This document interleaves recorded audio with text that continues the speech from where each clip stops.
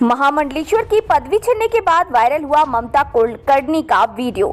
आलती पालती मारकर करती दिखी गलत मंत्र का जाप। क्या है पूरी खबर, विस्तार से जानने के लिए बने रहिए इंडियन टीवी न्यूज के साथ। ममता कुलकर्णी पिछले काफी समय से इंडस्ट्री से दूर है। क्यों उन्होंने बॉलीवुड को छोड़ संन्यास धारण किया? क्या वजह थी कि उन्होंने महामंडलेश्वर बनने का फैसला किया? क्या वो वाकई में एक सन्यासी हैं? कहीं भगवा वस्त्र एक ड्रामा तो नहीं? ऐसे कई सवालों के जवाब एक्ट्रेस ने एक इंटरव्यू के दौरान दिए हैं।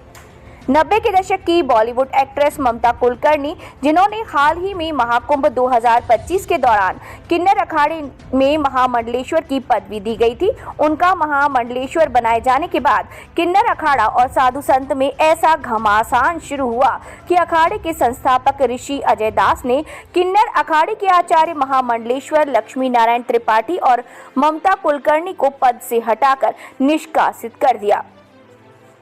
सिर्फ 7 दिनों में ममता से पद ले लिया गया। पद से हटने के बाद उनका एक वीडियो वायरल हो रहा है, जिसमें संन्यास लेने के बाद वेदों और शास्त्रों पर सवाल हुए तो उन्होंने अपने जवाब से लोगों को हैरान कर दिया। ममता कुलकर्णी 90 के दशक की प्रमुख बॉलीवुड एक्ट्रेस हैं। उन्होंने कई हिंदी फिल्मों में एक्टिंग की। करण अर्जुन, बाजी और चाइना गेट जैसी फिल्मों में अपने किरदारों के लिए जानी जाती हैं और उस दौर की लीड एक्ट्रेस में से एक थीं और अपनी एक्टिंग और ग्लैमरस छवि के लिए लोकप्रिय थीं।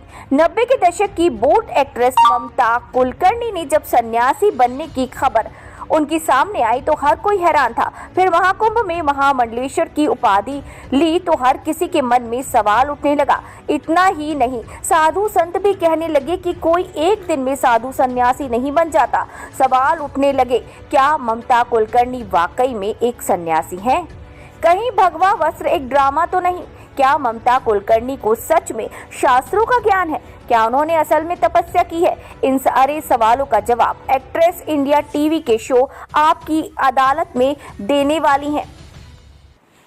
दरअसल ममता कुलकर्णी इंडिया टीवी के शो आपकी अदालत में पहुंची, जहां रजत शर्मा की तीखे सवालों का सामना किया। शो के कुछ प्रोमो वायरल हो रहे हैं। आध्यात्मिकता को अपनाने के अपने फैसले के बाद एक्ट्रेस ने फिल्मों में वापस न लौटने की बात भी कही और इसे पूरी तरह से असंभव बताया। एक्ट्रेस ने कहा, मैं फिल्मों में फिर से काम करने की कल्पना भी नहीं कर सकती। अब ये मेरे लिए बिल्कुल असंभव है।